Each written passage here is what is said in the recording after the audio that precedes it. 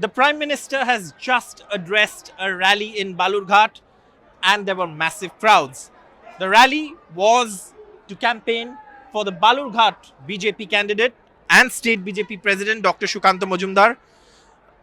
Dr. Majumdar joins us now on NDTV. Sir, thank you so much for speaking to us and giving us time. But firstly, I think the crowd would have given you a sense of confidence. Obviously, not only this time, also previously when Modi ji came in the year of 2019, when first time I fought election from this constituency, as well as in 21 also, it was a huge. But this is really a mammoth. Actually, today Narendra Modi ji addressed two rallies, one here and another in not only Raiganj, here on helipad also. Yes. They are surrounding the helipad. I think almost 10 to 15,000 people are present there. So I think this is the main rally and that was the satellite rally. Actually, these two rallies was Honorable Prime Minister today addressed. Sir, you are. This is your second. You're eyeing your second term in Parliament. The Prime Minister addressed a rally for you, but on the other side, you have someone who, I think, was briefly also with the BJP and someone who's also a state minister. How do you view your opponent? See, he is a senior leader. So according to our culture, we don't say much thing or derogative things about our senior. It may be the senior person, it may be the senior leader. But the thing is that he has a long career, political career of 30 or 40 years. But he did nothing for this district. He did everything for his family. He is a minister in the state cabinet. His brother is the chairman of Gangarampur municipality. His another brother is the APP, additional public prosecutor in a subdivisional court. So everything, even TMC people also knows that. TMC people also know that. If anything happened to Dada, he is popularly known as Mezda, then all the things, all the benefits will go to the Mitro family.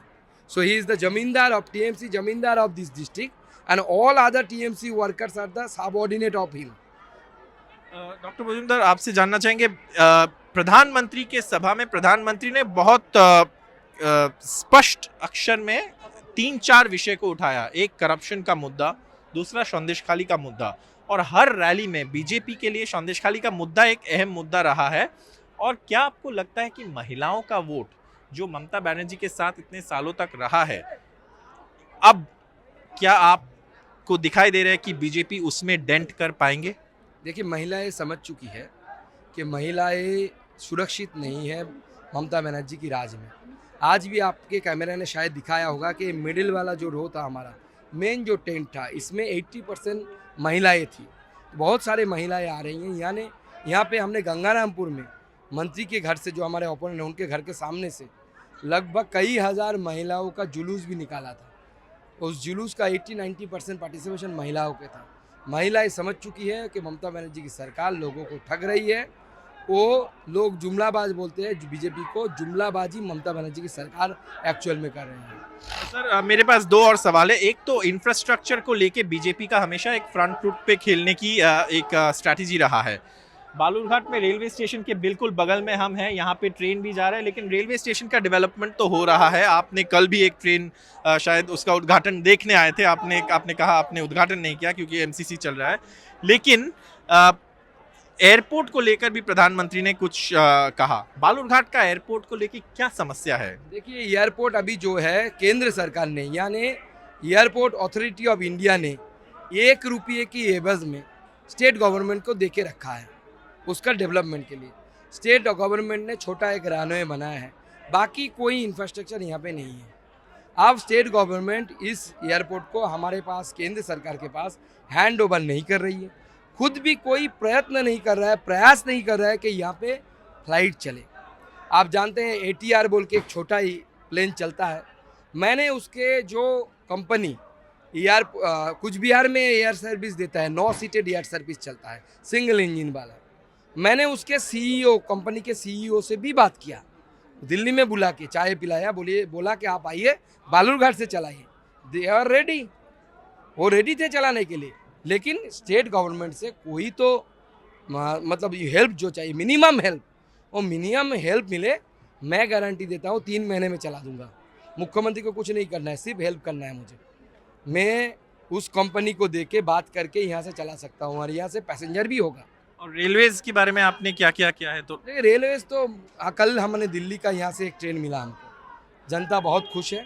Delhi का train कभी इस जिले से चलेगा हम सोच भी नहीं सकते। शियालदह बालूरघाट का तो उल्लेख माननीय प्रधानमंत्री जी ने किया। बालूरघाट हिली के लिए हमने 500 करोड़ रुपया यहाँ से लाए। पहली बार इतना बड़ा पैसा यहाँ पे आया है बहुत दिनों बाद। और इस तरीके का पूरा इलेक्ट्रिफिकेशन देखेंगे आप, यहाँ से लेकर 1 लाख तक पूरा इलेक्ट्रिफिकेशन चले। नवद्वीप एक्सप्रेस ट्रेन यहाँ पे रेक पॉइंट बनाया, मालगाड़ी अब आ रहा है यहाँ पे लोगों का रोजगार बढ़ेगा इससे। तो ये एक के बाद एक काम, इसका अमृत भारत हो रहा है 25 करोड़ रुपया देके। इसके साथ साथ यहाँ पे साइलो गोडाउन होगा प्राइवेट पार्टनर पब्लिक पार्टनरशिप में, जिससे लोगों को जॉब मिलेगा। ऐसे बहुत सारे इंफ्रास्ट्रक्चरल डेवलपमेंट हम रेलवे के माध्यम से कर रहे हैं। आगे आने वाले समय में टारगेट है यहाँ से हम साउथ इंडिया का ट्रेन चलाएंगे, वो भी चलेगा। अमृत भारत स्टेशन और भी 1-2 हम बनाएंगे इस ज़िले में, और इस ज़िले की रेलवे को पूरी एकदम सजा के हम लाएंगे।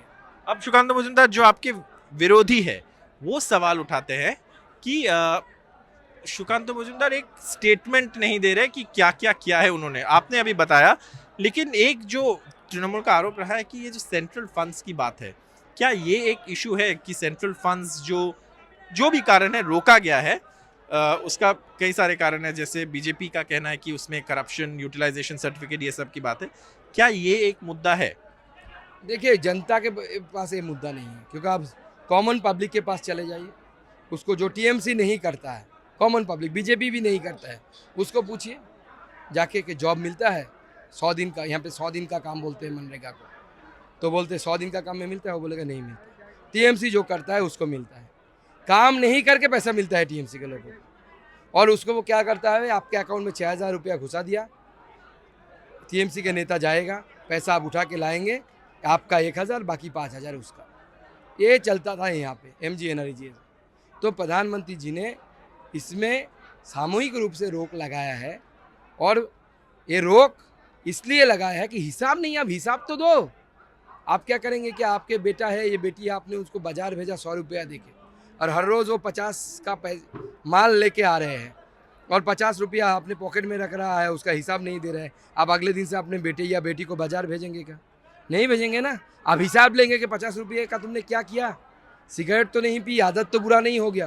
तो मोदी जी तो वही बोल रहे हैं, आप हिसाब तो दो, पैसा हम देने के लिए तैयार है, जितना चाहे उतना देने के लिए तैयार है। सर, दूसरा सवाल जो आपके विरोधी पूछते हैं वो ये है कि एक सीएए को लेकर जो यहाँ पे तृणमूल का कहना है कि लोग ऑलरेडी नागरिक है, ये बॉर्डर डिस्ट्रिक्ट है, तो सीएए ज़रूर यहाँ पे भी आई एम श्योर थोड़ा बहुत उसका असर है।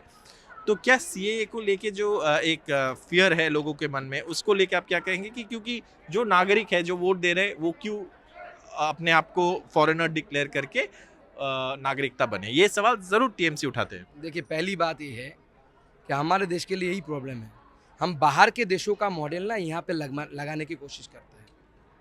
अमेरिका के साथ आप इंडिया को मिला नहीं सकते। अमेरिका में जो वोट देता है वो नागरिक है, लेकिन यहाँ पे जो वोट देता है आप 100% श्योर नहीं है कि वो नागरिक है कि नहीं। आप कितने एग्जाम्पल लेके बांग्लादेश से आके इधर आके वोट दे के चला भी जाता है उधर। 2 देश का वोटर कार्ड है, एक क्वाइट नेचुरल है, क्योंकि यहाँ पे 1947 में देश का बंटवारा हुआ था, बाकी देशों का नहीं हुआ था। तो you have separate compulsion, separate problem for this country. Mamata Banerjee और टीएमसी को ये समझ में नहीं आता। बहुत सारे लोग बांग्लादेश से इधर आने के लिए बाध्य हो रहे हैं, जिनके पास आधार कार्ड है, जिनके पास वोटर कार्ड है। उसी आधार कार्ड के ऊपर आधार कार्ड तो हमने चालू नहीं किया, हमारे पहले से चालू है। पीछे क्यों लिखा रहता है this card is not the proof of your citizenship? तो ममता बनर्जी को पूछिए ना। अरे आप छोड़ दीजिए, कोई भी रिफ्यूजी फैमिली, मथुआ हो या दूसरा नवशूद्र हो, जब पासपोर्ट करने के लिए जाता है, ममता बनर्जी की होम मिनिस्ट्री के अंदर बैठा हुआ ममता बनर्जी की पुलिस 1971 की पहली की दलील यानी डीड मांगता है। क्यों? नागरिक है ना, तो why your police is asking for that document? आपके पास जवाब है तो हिम्मत है तो जवाब दो।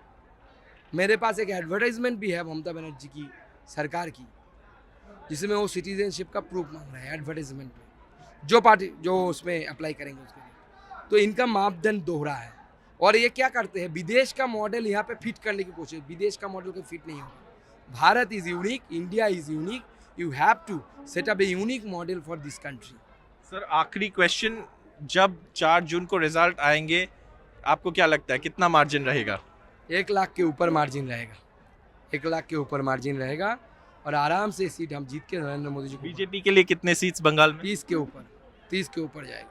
Thank you so much for speaking to NDTV sir. Sukanta Majumdar, doctor Sukanta Majumdar, state BJP president, जो यहाँ पे कह रहे हैं कि बीजेपी आसानी से बंगाल में अपने टारगेट हासिल कर पाएंगे। हालांकि तृणमूल कहता है कि बीजेपी के इस बार सीट कम होने वाले हैं, लेकिन हमारे सवालों का जवाब हमने सुकांत मजुमदार जो यहाँ के बालूरघाट के कैंडिडेट है उनसे पूछे और वो कॉन्फिडेंट है कि वो ना सिर्फ अपने सीट जीतेंगे बल्कि बीजेपी का जो रिजल्ट है वो भी और बेहतर बना पाएंगे। कैमरा पर्सन जीडी शंकर के साथ बालूरघाट, पश्चिम बंगाल से सौरभ गुप्ता, एनडीटीवी इंडिया।